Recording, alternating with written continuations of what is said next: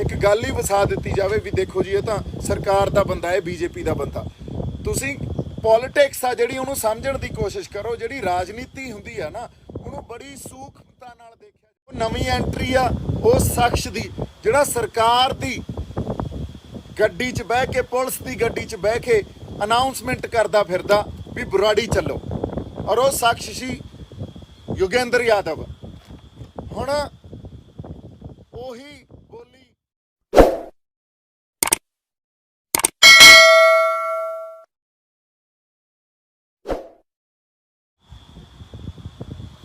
सत श्री अकाल जी, वाहिगुरू जी का खालसा, वाहिगुरू जी की फतेह।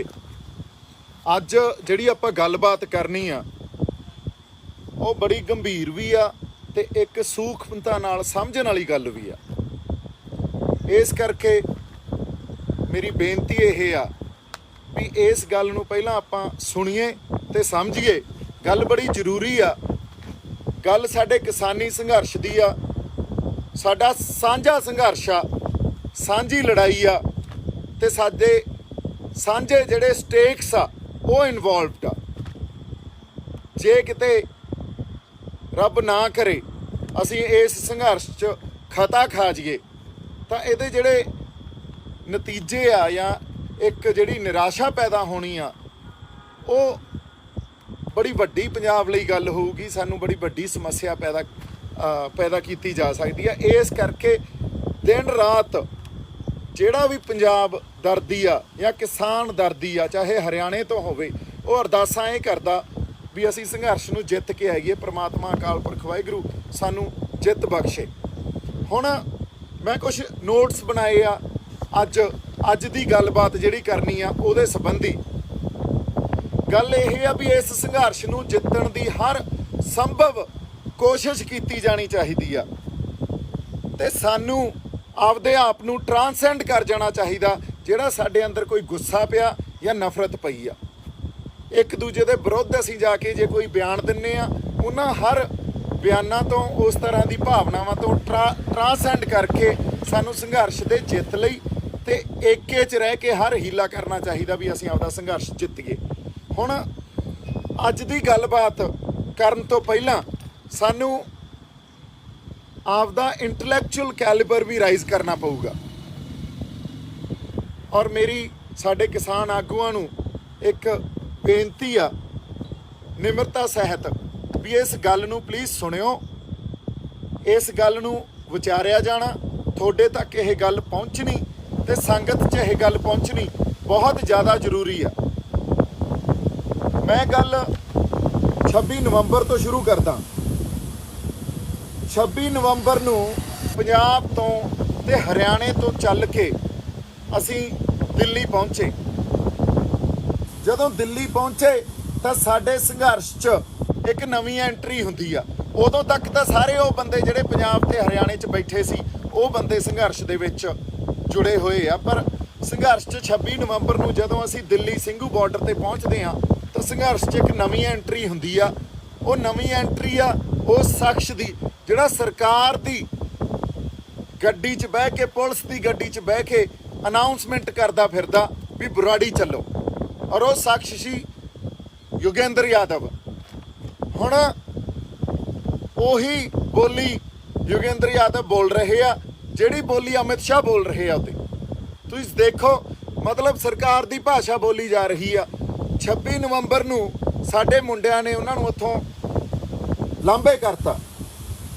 उदों बाद संघर्ष का एक पूरा आपां अध्ययन करना इस शख्स के संदर्भ च इन्हां दियां कीतियां होईयां, इन्हां दियां जो रणनीति इन्हां ने तय की, जिस तरह की इन्हां ने भाषा या स्टेटमेंट्स दित्तियां, जिस तरह का एक बिरतांत रचण की कोशिश की, ये सारियां गल्लां नूं समझना साडे वास्ते बहुत जरूरी आ।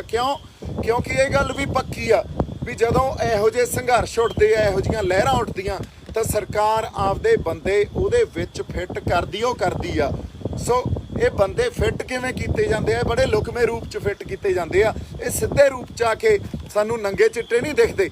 ये आए नहीं दिखदे भी फलाना जिवें मैं सनी देओल बाई दियां इलैक्शनां लड़न वास्ते आया सी, जमां सीधी गल सी, सारिਆਂ ਦੇ ਸਾਹਮਣੇ स्पष्ट गल सी, ते उस गल नूं ਆਧਾਰ ਬਣਾ ਕੇ ਲੋਕਾਂ ਦੇ ਮਨਾਂ 'ਚ ਇੱਕ ਗੱਲ ਹੀ ਵਸਾ ਦਿੱਤੀ ਜਾਵੇ ਵੀ ਦੇਖੋ ਜੀ ਇਹ ਤਾਂ ਸਰਕਾਰ ਦਾ ਬੰਦਾ ਹੈ, ਬੀਜੇਪੀ ਦਾ ਬੰਦਾ। ਤੁਸੀਂ ਪੋਲਿਟਿਕਸ ਆ ਜਿਹੜੀ ਉਹਨੂੰ ਸਮਝਣ ਦੀ ਕੋਸ਼ਿਸ਼ ਕਰੋ। ਜਿਹੜੀ ਰਾਜਨੀਤੀ ਹੁੰਦੀ ਆ ਨਾ ਉਹਨੂੰ ਬੜੀ ਸੂਖਮਤਾ ਨਾਲ ਦੇਖਿਆ ਜਾਣਾ ਚਾਹੀਦਾ, ਬੜੀ ਫਾਈਨ ਇੰਟੈਲੈਕਟ ਦੀ ਜ਼ਰੂਰਤ ਆ। ਰਾਜਨੀਤੀ ਕਦੇ ਵੀ ਸਾਹਮਣੇ ਨਹੀਂ ਚੱਲ ਰਹੀ ਹੁੰਦੀ। ਰਾਜਨੀਤੀ ਕੀ ਹੁੰਦੀ ਆ, ਜਾਂ ਜਿਸ ਤਰ੍ਹਾਂ ਦੀ ਰਾਜਨੀਤੀ ਬੀਜੇਪੀ ਸਰਕਾਰ ਕਰ ਰਹੀ ਆ ਉਹ ਰਾਜਨੀਤੀ ਆ ਜਿਹੜੀ ਸਾਰੇ ਸਾਹਮਣੇ ਨਾ ਚੱਲ ਰਹੀ ਹੋਵੇ, ਪਰਦੇ ਦੇ ਪਿੱਛੇ ਕੀ ਚੱਲ ਰਿਹਾ ਉਸ ਗੱਲ ਨੂੰ ਡੀਕੋਡੀਫਾਈ ਕਰਨਾ, ਉਸ ਗੱਲ ਨੂੰ ਸਮਝਣਾ ਸਾਡੇ ਵਾਸਤੇ ਬਹੁਤ ਜ਼ਿਆਦਾ ਜ਼ਰੂਰੀ ਆ। ਹੁਣ 26 ਨਵੰਬਰ ਨੂੰ ਸਾਡੇ ਸੰਘਰਸ਼ 'ਚ ਇੱਕ ਉਹੋ ਜਿਹੇ ਬੰਦੇ ਦੀ ਐਂਟਰੀ ਹੁੰਦੀ ਹੈ ਜਿਹੜਾ ਪੁਲਿਸ ਦੀ ਗੱਡੀ 'ਚ ਆ ਕੇ ਸਪੀਕਰਾਂ ਤੇ ਇਹ ਬੋਲ ਰਿਹਾ ਵੀ ਬੁਰਾੜੀ ਚੱਲੋ। ਅੱਛਾ, ਉਹ ਬੰਦਾ ਹੈ ਕੌਣ? ਅੱਜ ਤੱਕ ਸਾਡੇ ਕਿਸਾਨ ਆਗੂ, ਸਾਡੀਆਂ ਯੂਨੀਅਨਸ ਜਿਹੜੇ ਬੜੇ ਸਤਿਕਾਰਯੋਗ ਆ, ਇਹ ਗੱਲ ਕਹਿੰਦੇ ਰਹੇ ਵੀ ਇੱਥੇ ਅਸੀਂ ਕਿਸੇ ਪੋਲੀਟੀਕਲ ਬੰਦੇ ਨੂੰ ਤੇ ਕਿਸੇ ਪੋਲੀਟੀਕਲ ਏਜੰਡੇ ਨੂੰ ਨਹੀਂ ਵਾੜਨਾ। ਹੁਣ ਯੋਗਿੰਦਰ ਯਾਦਵ ਕੋਈ ਕਿਸਾਨ ਆਗੂ ਤਾਂ ਨਹੀਂ ਆ, ਨਾ ਹੀ ਉਹਦੀ ਕੋਈ ਰਜਿਸਟਰਡ ਯੂਨੀਅਨ ਆ। ਉਹਦਾ ਇੱਕ ਪੋਲੀਟੀਕਲ ਬੰਦਾ, ਉਹਦਾ ਪੋਲੀਟੀਕਲ ਏਜੰਡਾ ਤੇ ਆਪਦੀ ਪੋਲਿਟਿਕਸ ਐਡਵਾਂਸ ਕਰਨ ਖਾਤਰ ਉਹ ਕੁਝ ਵੀ ਕਰ ਸਕਦਾ। ਜੇ ਅਸੀਂ ਪੋਲੀਟੀਕਲ ਬੰਦੇ ਜਿਹੜੇ ਵੋਟਾਂ ਲੈਣ ਵਾਸਤੇ ਕੁਝ ਵੀ ਕਰ ਸਕਦੇ ਆ ਉਹਨਾਂ ਨੂੰ ਹੀ ਵਾੜਨਾ ਸੀ, ਫਿਰ ਪੰਜਾਬ ਵਾਲੇ ਕਿਹੜਾ ਮਾੜੇ ਸੀ? ਉਹਦੇ ਕੋਲੇ ਕਿਹੜੀ ਗਿੱਦੜ ਸਿੰਘੀ ਆ ਵੀ ਸਾਨੂੰ ਸੰਘਰਸ਼ ਆ ਕੇ ਜਿਤਾ ਦੂਗਾ? ਫਿਰ ਉਹ ਬੰਦਾ ਸਿਰਫ ਇਹ ਗੱਲ ਦਾ, ਮੈਂ ਇਹ ਨਹੀਂ ਕਹਿ ਰਿਹਾ ਸਾਡੇ ਆਗੂ ਸਤਿਕਾਰ ਸਹਿਤ ਇਹ ਨਹੀਂ ਕਹਿ ਰਿਹਾ ਵੀ ਉਹ ਜਵਾਬ ਦੇਣ, ਇਹ ਗੱਲ ਵਿਚਾਰਨਯੋਗ ਆ। ਤੁਸੀਂ ਇਸ ਗੱਲ ਨੂੰ ਪਲੀਜ਼ ਸਮਝਿਓ ਤੇ ਵਿਚਾਰਿਓ। ਉਦੋਂ ਬਾਅਦ ਉਹੀ ਬੰਦਾ ਸਿਰਫ ਆ ਕੇ ਸਾਡੇ ਜਿਹੜੀ ਇੱਕ ਕਿਸਾਨ ਆਗੂਆਂ ਦੀ ਜਥੇਬੰਦੀ 32 ਸਾਡੇ ਕਿਸਾਨ ਆਗੂਆਂ ਦੀ ਇੱਕ ਸਾਂਝੀ ਜਥੇਬੰਦੀ ਉੱਥੇ ਬਣੀ ਹੋਈ ਆ, ਉਹਦਾ ਹਿੱਸਾ ਹੀ ਨਹੀਂ ਬਣਦਾ, ਪਰ ਕਿੰਗ ਪਿਨ ਬਣ ਜਾਂਦਾ। ਔਰ ਸਾਰੇ ਉਹ ਡਿਸੀਜਨ, ਇੰਪੋਰਟੈਂਟ ਡਿਸੀਜਨ, ਜਦੋਂ ਸੰਘਰਸ਼ ਦੇ ਸੰਦਰਭ 'ਚ ਸਾਡੀ ਰਣਨੀਤੀ ਕੀ ਹੋਵੇ, ਅਗਲਾ ਪ੍ਰੋਗਰਾਮ ਕੀ ਹੋਵੇ, ਲਏ ਜਾਂਦੇ ਆ। ਉਹਦੇ 'ਚ ਮੇਨ ਜਿਹੜੀ ਭੂਮਿਕਾ ਨਿਭਾਉਂਦਾ। ਹੁਣ ਇਸ ਗੱਲ ਨੂੰ ਜੇ ਅਸੀਂ ਵਿਚਾਰਦੇ ਆ ਵੀ ਉਹ ਬੰਦਾ ਨਾ ਤਾਂ ਕਿਸਾਨ ਆਗੂ ਆ, ਨਾ ਉਹਦੀ ਕੋਈ ਕਿਸਾਨ ਯੂਨੀਅਨ ਆ, ਔਰ ਉਹ ਬੰਦਾ ਆ ਕੇ ਸਾਡਾ ਕਿੰਗ ਪਿਨ ਬਣ ਗਿਆ। ਉਹ ਮੇਨ ਇੱਕ ਸੈਂਟਰ ਸਟੇਜ ਲੈ ਜਾਂਦਾ, ਸਾਡੇ ਆਗੂ ਉਹਦੇ ਸਾਹਮਣੇ ਬੈਠੇ ਹੁੰਦੇ ਆ ਤੇ ਉਹ ਕੁਰਸੀ ਤੇ ਬੈਠਾ ਹੁੰਦਾ। ਦੇਖੋ ਤੁਸੀਂ ਪੋਜੀਸ਼ਨਿੰਗ ਦੇਖੋ ਕਿਵੇਂ ਉਹਦੀ ਕੀਤੀ ਗਈ ਆ ਅੰਦਰ ਸਾਡੇ। ਫਿਰ ਸਿੱਧਾ ਮੈਂ ਆਉਣਾ ਉਹਨਾਂ ਸਟੇਟਮੈਂਟਸ ਤੇ ਜਿਹੜੀਆਂ ਉਹ ਵਾਰ-ਵਾਰ ਸੰਘਰਸ਼ ਦੇ ਦੌਰਾਨ ਦਿੰਦਾ ਗਿਆ। ਪੰਜਾਬ ਜਾਂ ਪੰਜਾਬ ਦੇ ਲੋਕਾਂ ਦੇ ਹੱਥ ਜਾਂ ਕਿਸਾਨੀ ਸੰਘਰਸ਼ ਦੇ ਹਿੱਤ 'ਚ ਕੋਈ ਵੀ ਸਟੇਟਮੈਂਟ ਨਹੀਂ ਸੀ। ਹਰ ਸਟੇਟਮੈਂਟ ਦੇ ਵਿੱਚ ਕੋਈ ਨਾ ਕੋਈ ਉਹਨੇ ਆਪਦਾ ਪੈਂਤੜਾ ਖੇਡਣਾ। ਔਰ ਸਿੱਧੀ ਗੱਲ ਕਰੀਏ, ਜੇ 26 ਜਨਵਰੀ ਵਾਲੀ ਜਿਹੜੀ ਪ੍ਰੈਸ ਕਾਨਫਰੰਸ ਹੋਈ ਜਿੱਥੇ ਸਾਡੇ ਕਿਸਾਨ ਆਗੂਆਂ ਨੇ, ਹਾਲਾਂਕਿ ਇਹ ਗੱਲ ਸਾਡੇ ਲਈ ਵਾਚਣੀ ਤੇ ਸਮਝਣੀ ਬਹੁਤ ਜ਼ਰੂਰੀ ਆ, ਸਾਡੇ ਬੰਦੇ ਸਾਡੇ ਕਿਸਾਨ ਆਗੂਆਂ ਨੂੰ ਮਿਲ ਕੇ ਆਏ ਔਰ ਉਹਨਾਂ ਨੇ ਇਹ ਗੱਲ ਮੰਨੀ ਵੀ ਸਾਡਾ 26 ਜਨਵਰੀ ਵਾਲਾ ਪ੍ਰੋਗਰਾਮ ਜਿਹੜਾ ਦਿੱਤਾ ਹੋਇਆ ਉਹ ਸਾਡਾ ਪ੍ਰੋਗਰਾਮ ਸੀ ਨਹੀਂ, ਉਹ ਕਿਸਾਨਾਂ ਦਾ ਪ੍ਰੋਗਰਾਮ ਨਹੀਂ ਸੀ, ਉਹ ਤਾਂ ਸਾਡੇ ਤੋਂ ਰਖਵਾਇਆ ਗਿਆ। ਫਿਰ ਰਖਵਾਇਆ ਕਿਹਨੇ ਗਿਆ? ਉਸੇ ਬੰਦੇ ਨੇ, ਉਸੇ ਸ਼ਖਸ ਨੇ ਜਿਹਨੇ 26 ਨਵੰਬਰ ਦੇ ਪ੍ਰੋਗਰਾਮ ਦੇਣ ਖਾਤਰ ਪ੍ਰੈਸ ਕਾਨਫਰੰਸ ਕੀਤੀ। ਉਸ ਪ੍ਰੈਸ ਕਾਨਫਰੰਸ ਦੇ ਵਿੱਚ ਉਹ ਸੈਂਟਰ ਸਟੇਜ ਤੇ ਬੈਠਾ ਸੀ, ਮੀਡੀਆ ਨੂੰ ਸੰਬੋਧਨ ਹੀ ਉਹ ਕਰ ਰਿਹਾ ਸੀ। ਇਹਦਾ ਮਤਲਬ ਯੋਗਿੰਦਰ ਯਾਦਵ ਇਹ ਪ੍ਰੋਗਰਾਮ ਚਾਹੁੰਦਾ ਸੀ ਵੀ 26 ਜਨਵਰੀ ਵਾਲਾ ਪ੍ਰੋਗਰਾਮ ਰੱਖਿਆ ਜਾਵੇ ਔਰ ਉਹਦੇ ਜਿਹੜੀਆਂ ਤਾਰਾਂ ਕਿੱਥੇ ਜੁੜੀਆਂ ਸੀ? ਤਾਰਾਂ ਜੁੜੀਆਂ ਸੀ ਸਰਕਾਰ ਨਾਲ, ਕਿਉਂਕਿ ਸਰਕਾਰ ਚਾਹੁੰਦੀ ਸੀ ਵੀ 26 ਜਨਵਰੀ ਵਾਲਾ ਪ੍ਰੋਗਰਾਮ ਰੱਖਿਆ ਜਾਵੇ ਔਰ ਉਸ ਦਿਨ ਜਿਹੜਾ ਆਪਣਾ ਤੁਸੀਂ ਦੇਖ ਲਓ ਗਣਤੰਤਰ ਦਿਵਸ ਆ, ਔਰ ਗਣਤੰਤਰ ਦਿਵਸ ਦੇ ਦੌਰਾਨ ਉਸੇ ਦਿਨ ਜੇ ਕੋਈ ਵੀ ਗਤੀਵਿਧੀ ਇਹੋ ਜਿਹੀ ਹੋਈ ਜਿਹਨੂੰ ਅਸੀਂ ਦੇਸ਼ ਦੀ ਏਕਤਾ ਤੇ ਅਖੰਡਤਾ ਕਹਿ ਕੇ ਇਸ ਗੱਲ ਨੂੰ ਅਸੀਂ ਪ੍ਰਚਾਰ ਸਕਦੇ ਹਾਂ ਵੀ ਕਿਸਾਨਾਂ ਨੇ ਦੇਸ਼ ਦੀ ਏਕਤਾ ਤੇ ਅਖੰਡਤਾ ਤੇ ਹਮਲਾ ਕੀਤਾ ਤੇ ਸਾਨੂੰ ਇਸ ਸੰਘਰਸ਼ ਨੂੰ ਦਬਾਉਣਾ ਬਹੁਤ ਸੌਖਾ ਹੋ ਜਾਊਗਾ। ਸੋ ਅੱਜ ਕਿਸਾਨ ਆਗੂ ਸਾਡੇ ਇਹ ਮੰਨ ਰਹੇ ਆ ਵੀ ਇਹ ਸਾਡਾ ਪ੍ਰੋਗਰਾਮ ਨਹੀਂ ਸੀ, ਇਹ ਤਾਂ ਸਾਡੇ ਤੋਂ ਰਖਵਾਇਆ ਗਿਆ। ਰਖਵਾਇਆ ਕਿਹਨੇ ਗਿਆ? योगेंद्र यादव ने सेंटर स्टेज 'ਚ बैठ के ये गल ऐलानी भी गणतंत्र के दिन किसान दिल्ली में अंदर जाके अपनी एक ट्रैक्टर रैली करेंगे। अगर किसान नहीं करेगा तो कौन करेगा? हम दिल्ली के अंदर जाएंगे। उदू बाद तुसीं ये वेखो ਜਿਹੜੀਆਂ ਪੁਲਿਸ ਨਾਲ दिल्ली पुलिस नाल मीटिंग्स हो रही सी, नैगोशिएशन चल रही सी, ਉਹਦੇ 'ਚ भी योगेंद्र यादव शामिल सी और ਉੱਥੇ ਇਹ ਸਹਿਮਤੀ ਬਣਾਈ ਜਾ ਰਹੀ ਸੀ ਵੀ ਜਿਹੜਾ ਰਿੰਗ ਰੋਡ ਦੀ ਗੱਲ ਕੀਤੀ ਆ ਉਹ ਰਿੰਗ ਰੋਡ ਨਹੀਂ, ਜਾਵਾਂਗੇ, ਕਿਸੇ ਹੋਰ ਰੂਟ ਤੇ ਤੁਹਾਨੂੰ ਜਾਣ ਨੂੰ ਕਿਹਾ ਜਾਊਗਾ। ਤੇ ਯੋਗੇਂਦਰ ਯਾਦਵ ਨੂੰ ਇਸ ਗੱਲ ਦੀ ਜਾਣਕਾਰੀ ਸੀ ਵੀ ਰੂਟ ਕੋਈ ਹੋਰ ਹੋਊਗਾ, ਪਰ ਯੋਗੇਂਦਰ ਯਾਦਵ ਨੇ 24 ਤਰੀਕ ਤਾਈਂ 25 ਤਰੀਕ ਤਾਈਂ ਆਪਦੇ ਪੱਤੇ ਹੀ ਨਹੀਂ ਖੋਲ੍ਹੇ। ਕਿਉਂ ਨਹੀਂ ਖੋਲ੍ਹੇ? ਔਰ ਉਹਨੂੰ ਪਤਾ ਸੀ ਇਸ ਗੱਲ ਦਾ, ਇਸ ਮਾਨਸਿਕਤਾ ਦਾ ਪਤਾ ਸੀ ਵੀ ਜੇ ਲਾਸਟ ਟਾਈਮ ਜਾ ਕੇ ਅਸੀਂ ਇਹ ਜਿਹੜੀ ਗੱਲ ਸੰਗਤ ਦੇ ਸਾਹਮਣੇ ਲਿਆਵਾਂਗੇ ਵੀ ਅਸੀਂ ਜਿਹੜੇ ਰੂਟ ਤੇ ਜਾ ਰਹੇ ਹਾਂ ਉਹ ਕੋਈ ਹੋਰ ਰੂਟ ਆ, ਉਹ ਰਿੰਗ ਰੋਡ ਨਹੀਂ ਆ। ਉਦੋਂ ਤੱਕ ਉਸ ਬੰਦੇ ਨੇ ਜਾਣਦੇ ਹੋਏ ਵੀ ਇਹ ਗੱਲ ਕਹਿੰਦਾ ਰਿਹਾ ਵੀ गणतंत्र के दिवस किसान दिल्ली में जाके परेड करेगा। और 25 ਤਰੀਕ ਨੂੰ ਆ ਕੇ ਕਿਸਾਨ ਜਥੇਬੰਦੀਆਂ ਨੂੰ ਜਦੋਂ ਇਹੋ ਜੀ ਕੋਈ ਗੱਲ ਕਰਨੀ ਹੋਵੇ ਸਾਡੇ ਆਗੂਆਂ ਨੂੰ ਅੱਗੇ ਕਰ ਦਿੰਦਾ ਸੀ। ਸੋ ਇਹ ਕੋਈ ਸਾਡਾ ਕਿਸਾਨ ਯੂਨੀਅਨ ਦਾ ਆਗੂ ਗੱਲ ਨਹੀਂ ਕਰ ਸਕਦਾ ਜਾਂ ਇਹੋ ਜੀ ਸਟ੍ਰੈਟਜੀ ਨਹੀਂ ਬਣਾ ਸਕਦਾ। ਇਹੋ ਜੀ ਸਟ੍ਰੈਟਜੀ ਕੋਈ ਸਟ੍ਰੈਟਜਿਸਟ ਬਣਾ ਸਕਦਾ ਹੁੰਦਾ ਤੇ ਯੋਗੇਂਦਰ ਯਾਦਵ ਉਹੀ ਸਟ੍ਰੈਟਜਿਸਟ ਆ। ਹਮੇਸ਼ਾ ਉਹਨੇ ਅੱਜ ਤੱਕ ਪੰਜਾਬ ਵਿਰੋਧੀ ਸਟੈਂਡ ਲਿਆ, ਹਮੇਸ਼ਾ ਉਹਨੇ ਅੱਜ ਤੱਕ ਤੁਸੀਂ ਇਹ ਵੇਖ ਲਓ ਆਪਦੀਆਂ ਵੋਟਾਂ ਨੂੰ ਜਾਂ ਆਪਦੀ ਪੋਲਿਟਿਕਸ ਨੂੰ ਮੂਹਰੇ ਰੱਖ ਕੇ ਫੈਸਲੇ ਲਏ ਆ। ਉਹਦੀ ਪੋਲਿਟਿਕਸ ਐਡਵਾਂਸ ਕਰਨਾ ਉਹਦਾ ਮੇਨ ਮਕਸਦ ਹੁੰਦਾ। ਫਿਰ ਸਾਡਾ ਪ੍ਰੋਗਰਾਮ ਰਖਵਾ ਜਾਂਦਾ, ਉਸ ਤੋਂ ਬਾਅਦ ਇਹ ਗੱਲ ਕਿੱਥੇ ਜਾ ਕੇ ਡਿਕਲੇਅਰ ਹੁੰਦੀ ਆ ਵੀ ਅਸੀਂ ਰਿੰਗ ਰੋਡ ਨਹੀਂ, ਅਸੀਂ ਤਾਂ ਜੀ ਹੋਰ ਪਾਸੇ ਜਾਵਾਂਗੇ। ਜਦੋਂ ਸਾਡੇ ਨਵਦੀਪ ਨੇ ਪੱਤਰਕਾਰ ਨੇ ਤੱਥਾਂ ਸਹਿਤ ਸਬੂਤਾਂ ਸਹਿਤ ਇਹ ਗੱਲ ਕਹੀ ਵੀ ਦੂਜੇ ਰੂਟ ਤੇ ਤਾਂ ਪੈਟਰੋਲ ਬੰਬ ਐਸਿਡ ਬੰਬ ਲੈ ਕੇ ਬੈਠੇ ਸੀ ਅਗਲੇ, ਉਸ ਗੱਲ ਤੇ ਯੋਗੇਂਦਰ ਯਾਦਵ ਦੀ ਸਾਇਲੈਂਸ, ਅੱਜ ਤੱਕ ਇੱਕ ਲਫ਼ਜ਼ ਨਹੀਂ ਬੋਲਿਆ ਉਸ ਗੱਲ ਲਈ। ਫਿਰ ਅਗਲੀ ਗੱਲ ਦੇਖ ਲਓ ਤੁਸੀਂ, ਦੂਜੇ ਰੂਟ ਤੇ ਸਾਨੂੰ ਲਿਜਾਣਾ ਸਰਕਾਰ ਦਾ ਇੱਕ ਟਰੈਪ ਸੀ। ਦੇਸ਼ ਦੀ ਏਕਤਾ ਤੇ ਅਖੰਡਤਾ ਤੇ ਉਹਨਾਂ ਨੇ ਇੱਕ ਇਸ਼ੂ ਬਣਾਉਣਾ ਸੀ। ਯੋਗੇਂਦਰ ਯਾਦਵ ਨੇ ਮੋਢੀ ਤੇ ਮੋਹਰੀ ਭੂਮਿਕਾ ਨਿਭਾਈ ਆ ਉਸ ਟਰੈਪ ਦੇ ਵਿੱਚ, ਸਾਨੂੰ ਉਸ ਟਰੈਪ 'ਚ ਫਸਾਉਣ ਖਾਤਰ। ਤੇ ਉਹਨਾਂ ਨੇ ਟੂਲ ਕਿਹਨੂੰ ਬਣਾਇਆ? ਟੂਲ ਬਣਾਇਆ ਸਾਡੇ ਜਥੇਬੰਦੀਆਂ ਦੇ ਆਗੂਆਂ ਨੂੰ, ਕਿਉਂਕਿ ਉਹ ਵਾਕਈ ਸਾਡੇ ਜਥੇਬੰਦੀਆਂ ਦੇ ਆਗੂ ਇਮਾਨਦਾਰ ਆ, ਇਮਾਨਦਾਰੀ ਨਾਲ ਸੰਘਰਸ਼ ਲੜ ਰਹੇ ਆ। ਤੇ ਉਹਨਾਂ ਨੇ ਇੱਕ ਬੰਦੇ ਤੇ ਭਰੋਸਾ ਕੀਤਾ, ਉਸ ਬੰਦੇ ਨੇ ਜਿਵੇਂ ਪਿੱਠ 'ਚ ਨਹੀਂ ਛੁਰਾ ਆਪਾਂ ਐ ਘੋਪਦੇ ਹੁੰਦੇ, ਉਹ ਗੱਲ ਕੀਤੀ ਆ ਸਾਡੇ ਨਾਲ।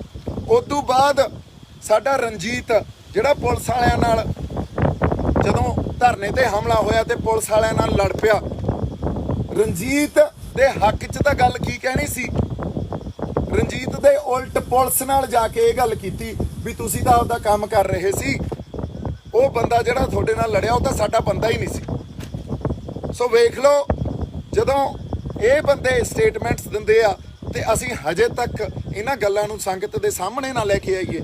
ਅਗਲੀ ਗੱਲ, ਇਹ ਗੱਲ ਜਿਹੜੀ ਆ ਨਾ ਹੁਣ ਆਪਾਂ ਕਿਉਂ ਕਰ ਰਹੇ ਹਾਂ 26 ਤਰੀਕ ਨੂੰ ਦੇਸ਼ ਦੀ ਏਕਤਾ ਤੇ ਅਖੰਡਤਾ, ਹਾਲਾਂਕਿ ਅਸੀਂ ਕਦੇ ਵੀ ਦੇਸ਼ ਦੀ ਏਕਤਾ ਤੇ ਅਖੰਡਤਾ ਦੇ ਖਿਲਾਫ ਹੋ ਹੀ ਨਹੀਂ ਸਕਦੇ, ਅਸੀਂ ਹਿੰਸਕ ਹੋ ਹੀ ਨਹੀਂ ਸਕਦੇ। ਅਸੀਂ ਪੀਸਫੁਲ ਸੀ, ਜਾਬਤੇ 'ਚ ਰਹਿ ਕੇ ਅਸੀਂ ਇੱਕ ਸੰਘਰਸ਼ ਲੜਿਆ ਔਰ ਉੱਥੇ ਜੋ ਗੱਲ ਹੋਈ ਆ ਉੱਥੇ ਸੰਗਤ ਰੂਪੀ ਗੱਲ ਹੋਈ ਆ। ਨਾ ਦੀਪ ਸਿੱਧੂ ਦਾ ਉਹਦੇ 'ਚ ਕੋਈ ਯੋਗਦਾਨ ਸੀ, ਨਾ ਲੱਖੇ ਦਾ ਯੋਗਦਾਨ ਸੀ। ਉਹ ਤਾਂ ਵਿਚਾਰੇ ਆਪਦੇ ਹਿਸਾਬ ਨਾਲ ਜਿੰਨਾ ਕੁ ਅਸੀਂ ਕਰ ਸਕਦੇ ਸੀ ਸੰਘਰਸ਼ 'ਚ ਅਸੀਂ ਆਪਦਾ ਯੋਗਦਾਨ ਪਾਇਆ।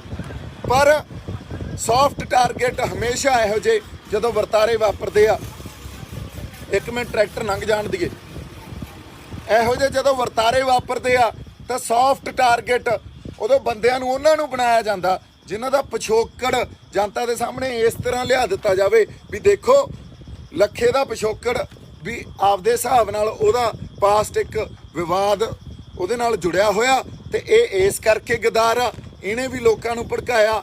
ਤੇ ਦੀਪ ਸਿੱਧੂ ਤਾਂ ਬੀਜੇਪੀ ਦੀ ਇਲੈਕਸ਼ਨ ਲੜ ਕੇ ਗਿਆ, ਹਾਲਾਂਕਿ ਬੀਜੇਪੀ ਨਾਲ ਮੇਰਾ ਜ਼ਿੰਦਗੀ ਭਰ ਕੋਈ ਸੰਬੰਧ ਨਹੀਂ ਰਿਹਾ, ਉਸ ਇਲੈਕਸ਼ਨ ਦੇ ਦੌਰਾਨ ਵੀ ਕੋਈ ਸੰਬੰਧ ਨਹੀਂ ਸੀ। ਔਰ ਉਹੀ ਫੋਟੋਆਂ ਦਿਖਾ ਹੋਰ ਕੋਈ ਆਧਾਰ ਹੀ ਨਹੀਂ ਆ। ਲੈ ਮੈਂ ਅੱਜ ਕਹਿੰਦਾ ਤੁਸੀਂ ਪ੍ਰੂਵ ਕਰ ਦਿਓ ਤੇ ਮੈਂ ਪੰਜਾਬ ਦੀ ਧਰਤੀ ਛੱਡ ਜੂੰਗਾ, ਮੁੜ ਕੇ ਕਦੇ ਮੁੜੂੰਗਾ ਨਹੀਂ। ਪਰ ਕਿਸੇ ਕੋਲੇ ਕੋਈ ਆਧਾਰ ਨਹੀਂ ਆ, ਕੋਈ ਤੱਥ ਨਹੀਂ ਆ, ਇੱਕ ਸਿਰਫ ਉਹ ਫੋਟੋਆਂ ਸਨੀ ਦਿਓਲ ਦੇ ਇਲੈਕਸ਼ਨ ਵਾਲੀਆਂ ਦਿਖਾ ਕੇ। ਸੋ ਉਹ ਫੋਟੋਆਂ ਦਿਖਾ ਕੇ ਕਿਵੇਂ ਸਾਡੀ ਜਨਤਾ ਨੂੰ ਕਿਵੇਂ ਮੂਰਖ ਬਣਾਉਂਦੇ ਆ, ਕਿਵੇਂ ਉਹਨਾਂ ਨੂੰ ਆਪਦੀ ਮਾਨਸਿਕਤਾ ਤੇ ਉਹ ਸੋਸ਼ਲ ਟੈਰਰ ਪੈਦਾ ਕਰਦੇ ਆ ਵੀ ਬਹੁਤ ਕੁਝ ਗਲਤ ਹੋ ਗਿਆ। ਇਹ ਤਾਂ ਦੇਖੋ ਦੇਸ਼ ਦੀ ਏਕਤਾ ਤੇ ਅਖੰਡਤਾ ਤੇ ਗੱਲ ਆ ਗਈ। ਹਾਲਾਂਕਿ ਕਿਸਾਨਾਂ ਵੱਲੋਂ ਜੋ ਉੱਥੇ ਸਾਡੇ ਸੰਘਰਸ਼ੀ ਬੰਦੇ ਗਏ ਸੀ ਉਹਨਾਂ ਵੱਲੋਂ ਕੋਈ ਹਿੰਸਾ ਨਹੀਂ ਕਿਸੇ ਨੇ ਭੜਕਾਈ, ਕਿਸੇ ਤਰ੍ਹਾਂ ਦੀ ਗੱਲਬਾਤ ਨਹੀਂ ਹੋਈ। ਜੋ ਉੱਥੇ 10-12 ਮਿੰਟ ਉੱਥੇ ਮਾਰਕੁੱਟ ਹੋਈ ਆ, ਉਹ ਪਹਿਲਾਂ ਪੁਲਿਸ ਨੇ ਲਾਠੀ ਚਾਰਜ ਸ਼ੁਰੂ ਕੀਤਾ, ਸਾਡੇ ਬੰਦਿਆਂ ਨੇ ਉਲਟਾ ਪੁਲਿਸ ਵਾਲੇ ਜਦੋਂ ਨਿਹੰਗ ਸਿੰਘ ਉਹਨਾਂ ਦੇ ਡੈਫੀਨਿਟਲੀ ਰਿਟੈਲੀਏਟ ਕੀਤਾ ਨਿਹੰਗ ਸਿੰਘਾਂ ਨੇ। ਤੇ ਉਸ ਟਾਈਮ ਜਦੋਂ ਪੁਲਿਸ ਵਾਲੇ ਸਾਡੇ ਛਾਲਾਂ ਵੀ ਮਾਰ ਰਹੇ ਸੀ, ਸਾਡੇ ਬੰਦਿਆਂ ਨੇ ਉੱਤੇ ਲਿਟ ਬਚਾਏ ਆ। ਸੋ ਅਸੀਂ ਤਾਂ ਹਿੰਸਕ ਹੈ ਹੀ ਨਹੀਂ ਸੀ, ਔਰ ਨਾ ਕੋਈ ਇਹ ਪ੍ਰੀ ਪਲਾਨਡ ਗੱਲ ਸੀ, ਨਾ ਕੋਈ ਇਹਦੇ 'ਚ ਇੱਕ ਦੂਜੇ ਨੂੰ ਕੋਈ ਇਹ ਮਿੱਥ ਕੇ ਗਿਆ ਸੀ ਵੀ ਚੱਲੀਏ। ਇਹ ਤਾਂ ਗੱਲ ਉੱਥੇ ਚਾਣਚੱਕ ਹੋਈ ਆ, ਔਰ ਚਾਣਚੱਕ ਅੱਜ ਤੱਕ ਇਹ ਤਾਂ ਤੱਥਾਂ ਦੇ ਤੇ ਸਬੂਤਾਂ ਤੇ ਆਧਾਰ ਤੇ ਸਾਹਮਣੇ ਆ ਚੁੱਕੀਆਂ ਗੱਲਾਂ। ਦੀਪ ਸਿੱਧੂ ਦੀ ਬੇਲ ਆ ਜਿਹੜੀ, ਉਹ 9ਵੀਂ ਜਾਂ 10ਵੀਂ ਬੇਲ ਹੁੰਦੀ ਆ, ਉਦੋਂ ਪਹਿਲਾਂ 9 ਬੇਲਾਂ ਹੋ ਜਾਂਦੀਆਂ। ਦੱਸੋ ਵੀ ਦੀਪ ਸਿੱਧੂ ਦੇ ਖਿਲਾਫ ਅੱਜ ਪੁਲਿਸ ਕੋਲੇ ਵੀ ਕੁਛ ਨਹੀਂ ਆ, ਸਰਕਾਰ ਕੋਲੇ ਵੀ ਕੁਛ ਨਹੀਂ ਆ। ਇੰਨੀ ਨੇਰਗਰਦੀ ਤਾਂ ਨਹੀਂ ਹੈ ਨਾ ਵੀ ਕੁਛ ਕ੍ਰੀਏਟ ਕਰ ਦੇਣਗੇ। ਕੁਛ ਗਲਤ ਨਹੀਂ ਕੀਤਾ, ਪਰ ਦੋ ਬੰਦੇ, ਦੋ ਸੌਫਟ ਟਾਰਗੇਟ ਲੱਭੇ ਗਏ, ਇੱਕ ਲੱਖਾ ਤੇ ਇੱਕ ਮੈਂ, ਦੋਨਾਂ ਤੇ ਸਭ ਕੁਝ ਥੋਪਿਆ ਗਿਆ। ਪਰ ਐਕਚੁਅਲੀ ਪਲਾਂਟਡ ਬੰਦਾ ਕੌਣ ਆ? ਔਰ ਸਾਡੀਆਂ ਜਥੇਬੰਦੀਆਂ ਨੂੰ, ਸਾਡੇ ਕਿਸਾਨ ਆਗੂਆਂ ਨੂੰ ਮੈਂ ਬੇਨਤੀ ਕਰਦਾ, ਇਸ ਗੱਲ ਨੂੰ ਸਮਝਿਓ, ਪਲਾਂਟਡ ਬੰਦਾ ਕੌਣ ਆ। ਅੱਜ ਤੁਹਾਡੇ ਨਾਲ ਗੱਲ ਹੋ ਗਈ ਆ, ਇਸ ਤੋਂ ਬਾਅਦ ਤਾਂ ਮੇਰੇ ਕੋਈ ਸ਼ਬਦ ਬੋਲਣੇ ਕੋਈ ਬਾਹਲੇ ਮਹਿਣੇ ਨਹੀਂ ਰੱਖਦੇ। ਸਾਨੂੰ ਆਪਸ ਵਿੱਚ ਲੜ ਕੇ, ਆਪਸ ਇੱਕ ਦੂਜੇ ਦੇ ਵਿਰੁੱਧ ਬਿਆਨ ਦੇ ਕੇ ਇਹ ਸਾਡਾ ਫੋਕਸ ਪੁਆਇੰਟ ਲੂਜ਼ ਕਰਾਉਣਾ ਚਾਹੁੰਦੇ ਆ। ਸਰਕਾਰਾਂ ਚਾਹੁੰਦੀਆਂ ਸਾਡਾ ਇੱਕਾ ਨਾ ਬਣੇ। ਮੈਂ ਕਿਸਾਨ ਜਥੇਬੰਦੀਆਂ ਨੂੰ ਤੇ ਸਾਡੇ ਆਗੂਆਂ ਨੂੰ ਇਹ ਬੇਨਤੀ ਕਰਦਾ ਵੀ ਏਕੇ 'ਚ ਰਹਿ ਕੇ ਚੱਲੀਏ। ਫਿਰ ਉਹੀ ਸੰਘਰਸ਼ ਦੇ ਵਿੱਚ ਇੱਕ ਵਾਰੀ ਤੁਸੀਂ ਵੇਖਿਓ ਕਿਵੇਂ ਹੌਸਲਾ ਤੇ ਉਹੀ ਹਿੰਮਤ ਆ ਜਾਣੀ ਆ। ਉੱਥੇ ਉਹੀ ਜਿਹੜਾ ਇੱਕ ਜਿਹੜੀ ਆਪਾਂ ਕਹਿ ਸਕਦੇ ਹਾਂ ਵੀ ਪ੍ਰਮਾਤਮਾ ਦੀ ਇੱਕ ਜਿਹੜੀ ਵਾਸ ਸੀ ਉਹ ਵਸਣਾ। ਤੁਸੀਂ ਸਾਰੀਆਂ ਗੱਲਾਂ ਨੂੰ ਸਮਝਦੇ ਹੋਏ ਗੱਲਾਂ ਨੂੰ ਵਿਚਾਰਿਓ ਜ਼ਰੂਰ। ਇਹਨਾਂ ਗੱਲਾਂ ਨੂੰ ਸੰਗਤ 'ਚ ਤੇ ਤੁਹਾਡੇ 'ਚ ਲੈ ਕੇ ਜਾਣਾ ਬਹੁਤ ਜ਼ਰੂਰੀ ਸੀ। ਮੈਂ ਤੁਹਾਡਾ ਸੋਲਜਰ ਹਾਂ, ਹਮੇਸ਼ਾ ਹੀ ਰਹਾਂਗਾ।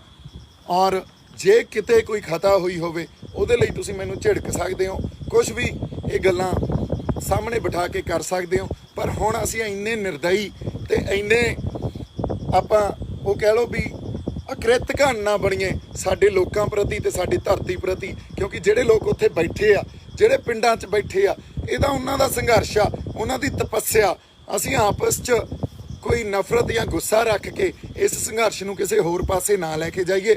ਸਾਡੇ ਆਗੂਆਂ ਨੂੰ ਬੇਨਤੀ ਆ, ਤੁਸੀਂ ਬੜੀ ਇਮਾਨਦਾਰੀ ਨਾਲ ਤੇ ਬੜੀ ਸਿੰਸੈਰਿਟੀ ਨਾਲ ਸੰਘਰਸ਼ ਲੜਿਆ, ਪਰ ਕਈ ਗੱਲਾਂ 'ਚ ਤੁਸੀਂ ਵੀ ਇਹ ਗੱਲਾਂ ਬੁੱਝ ਨਹੀਂ ਪਾਏ।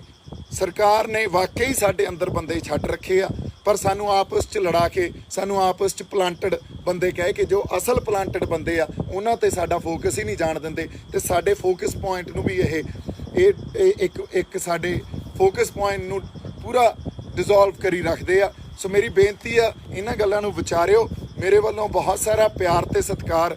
ਜਿਉਂਦੇ ਵਸਦੇ ਰਹੋ। ਵਾਹਿਗੁਰੂ ਜੀ ਕਾ ਖਾਲਸਾ, ਵਾਹਿਗੁਰੂ ਜੀ